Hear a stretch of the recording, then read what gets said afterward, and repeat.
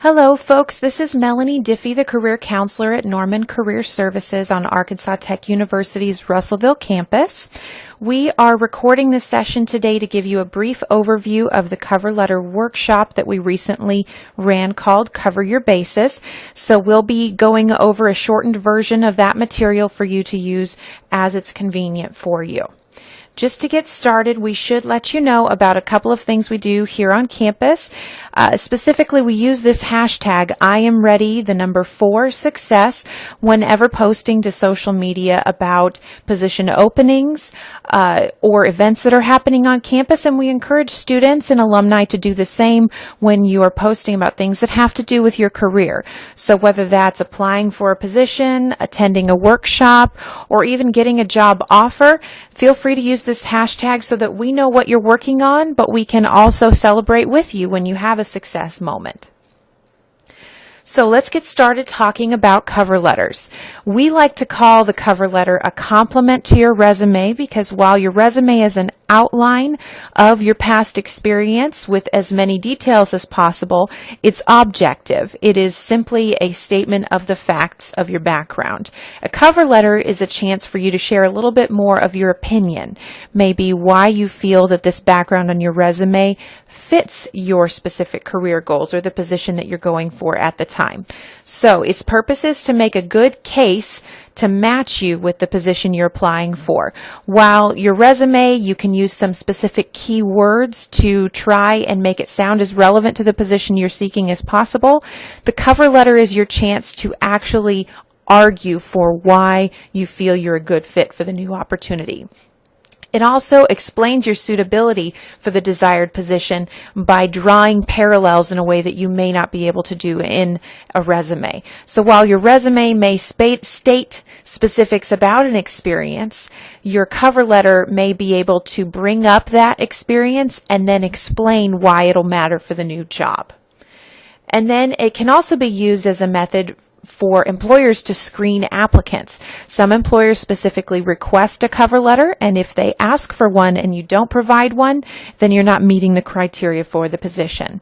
Also, sometimes employers will use a cover letter to determine the level of writing ability that you have or your written communication skills, if that's something that's important to the position. So it is very important whenever you turn in a cover letter that it's your finest work. Okay, so a few big things to know, big picture-wise, as far as writing your cover letter.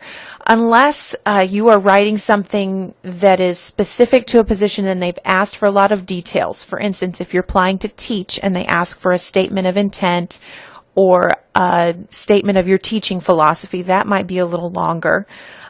Or if you're applying for graduate school and they're asking for a graduate essay, that might be a little longer. But our general rule is we want to keep the cover letter to 1 page. Just because this is a brief summary and argument, this is not a long research paper. Also, we want to use the same header with contact information and name as you have on your resume. Remember that the header at the top is like your brand. It should show up identically on every document you turn in. So your cover letter, your resume, and your references should all look exactly the same at the top of the page. Then we have a greeting and some salutation information, which we'll discuss more in a minute. Basically, you have to address the letter to someone specific. Then we usually write 3 paragraphs. Sometimes we go on to 4, but 3 paragraphs is the standard for a cover letter, and we'll talk about what should go in each one of those paragraphs, but that'll help you keep it on 1 page. And finally, there should be some place to sign at the bottom, and we'll talk about when it's appropriate to sign physically versus leaving that blank, but there needs to be some space for a signature at the bottom because this is a letter. Okay, so content-wise, let's talk about that contact information, that header at the top first. We want to use something that's close to your legal name. So if you go by your middle name, maybe use your first initial and then your middle name so that if someone did a background check, they wouldn't be confused. For instance, my name is Melanie Diffie, but if I were to go by my middle name, I might put M period, my middle name, and then Diffie at the end so that they know that I go by my middle name, but when they run the background check, they still know that my first initial is M. Also, if you're going to provide a mailing address, make sure it's a current address where you receive mail. Chances are they're not going to mail anything to you, but if we're providing a location, it's mostly to give the employer context as to where you're coming from, okay? So if you have multiple addresses, let's say that maybe you're a student and you have an address in Russellville as well as an address closer to home, you're going to use the address that's closer to the employer. Otherwise, use whatever your legal address is with the post office. Your phone number does need to include an area code, and we recommend that you use a cell phone whenever possible because that is the phone number where you have the most control over who answers the line.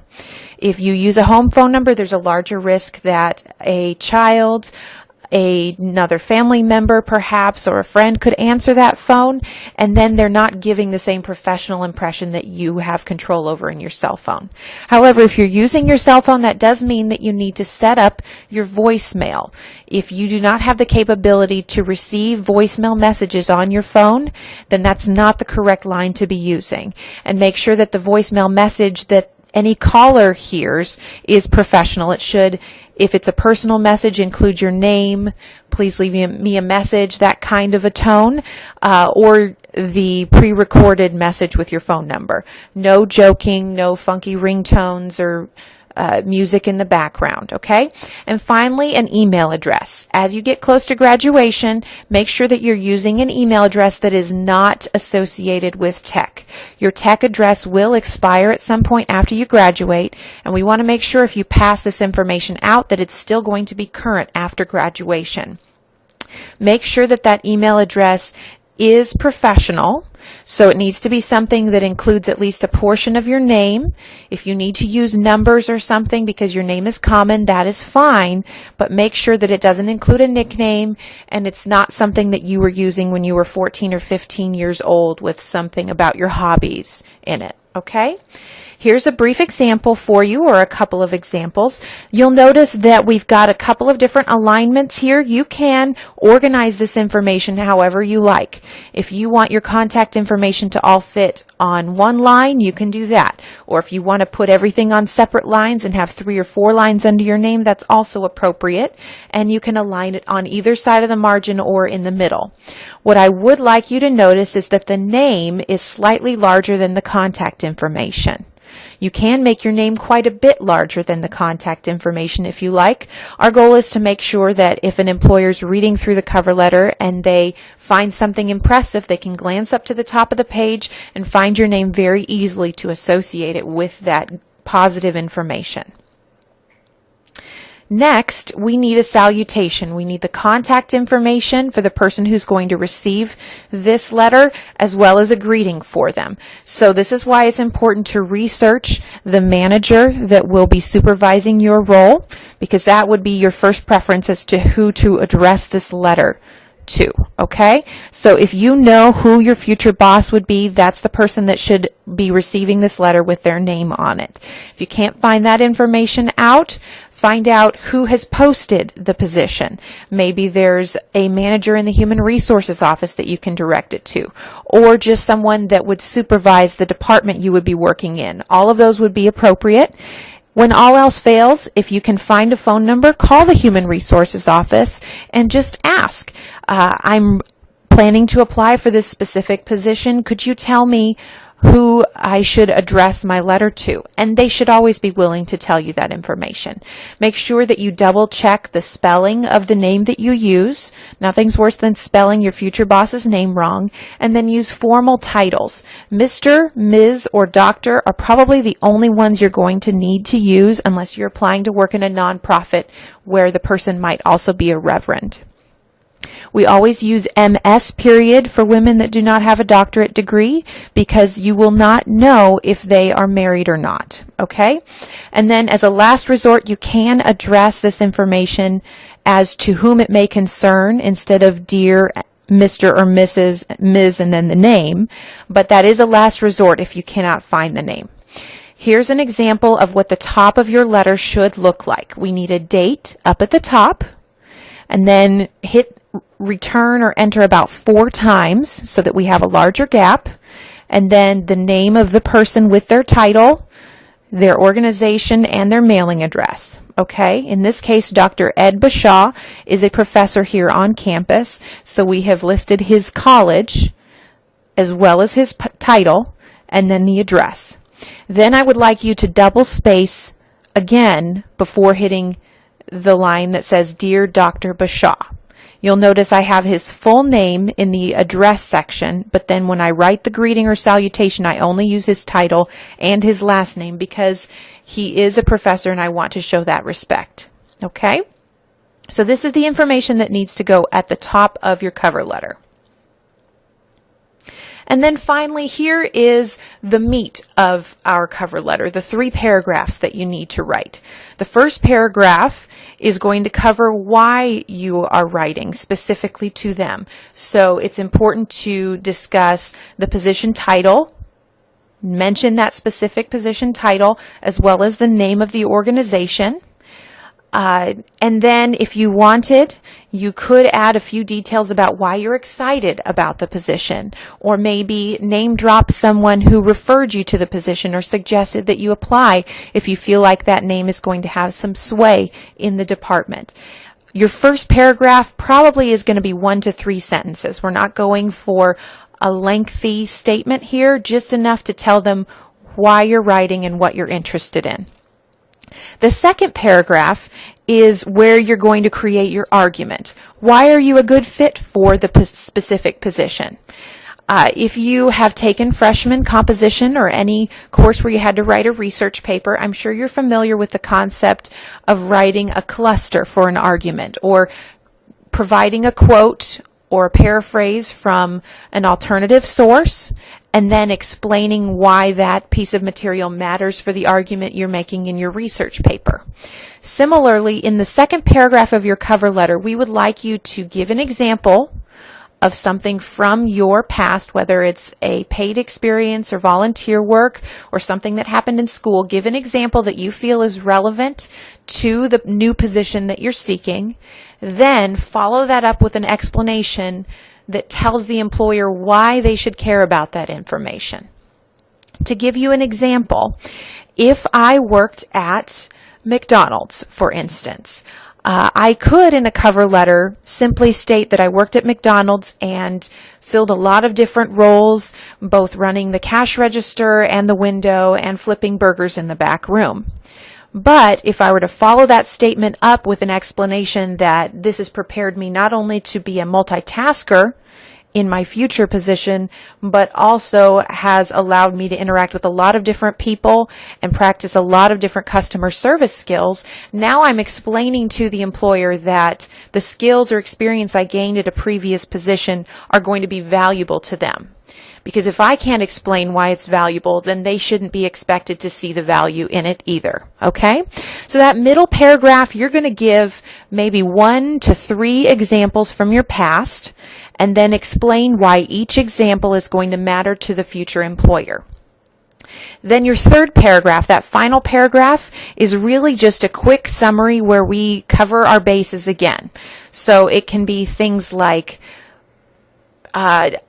expressing how excited you are about the position again, or showing how passionate you are about the industry, or talking in a little more detail about specific things you want them to know. But this is a quick summary, again, 1 to 3 sentences maximum, just like your introductory paragraph at the top. Make sure in this final section that you do 2 specific things. Number 1, you need to find some way to say thank you. You can either say something like, thank you for the consideration, or I appreciate your time. But make sure that you show some appreciation for the fact that they read this letter. Especially if the cover letter was not a requirement for the position, we need to acknowledge the fact that they didn't have to give you the time to read the cover letter. They're making a choice to give you that extra consideration. And then the other thing we absolutely need in that third paragraph is some kind of call to action. We need to tell the employer what we expect for them to do next, okay?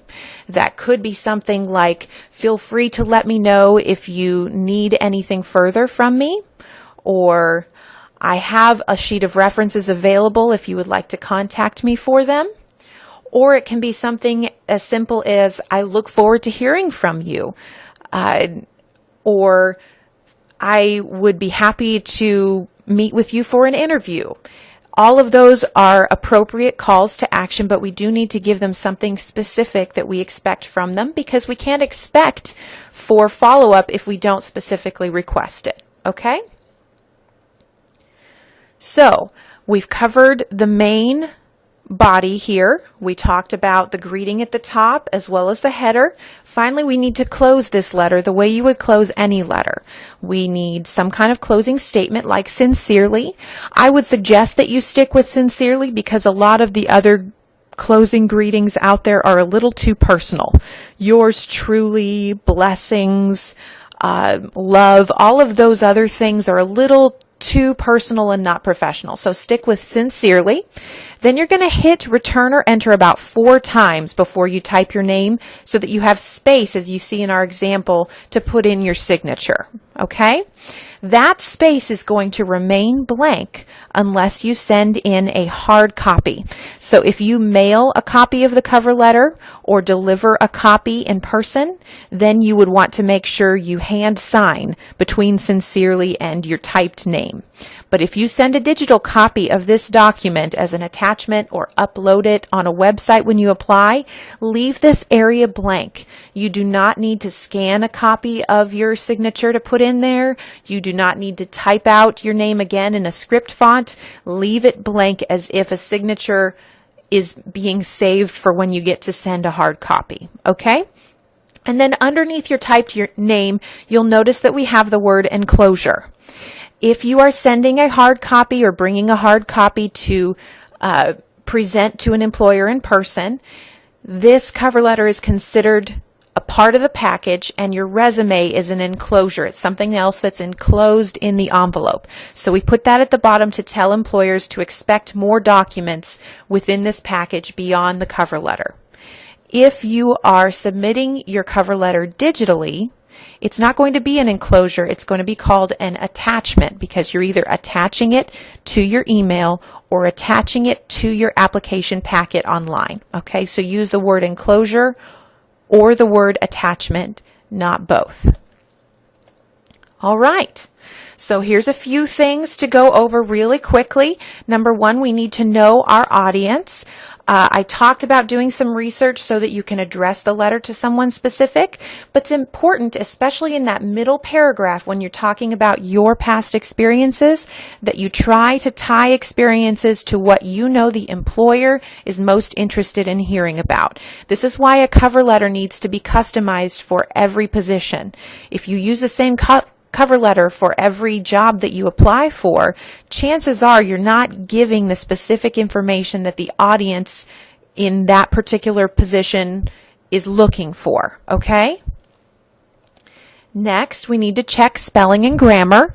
Use Microsoft Word and watch for those underlines in different colors to make sure that you're typing everything out correctly. But also step away from your cover letter for about 24 hours and then come back to it, because our brain does tend to naturally gloss over information when we know what we meant to say. So walk away for about 24 hours and come back to it before you proofread it. And then I would suggest that you proofread it by reading it out loud. Our brains mentally slow down when we read things out loud, so you're more likely to catch those spelling and grammar errors that you might otherwise gloss over. Again, personalize those experiences. We want to make sure that not only are you appealing to your audience, but you are appealing to what the job description says. If the position is posted online with a specific description of relevant requirements or qualifications, make sure that those are the items that you are emphasizing in that middle paragraph. And then we need to close with that call to action. We can't expect to hear from an employer if we don't tell them that we want to hear from them. If you decide to give a very specific timeline on your call to action, like I look forward to hearing from you in the next couple of weeks, make sure that you've done your research to know when they are closing new applications for the position, because you can't expect someone to call you if they're still accepting applications for the next month. So make sure if you mention a specific timeline that it's appropriate.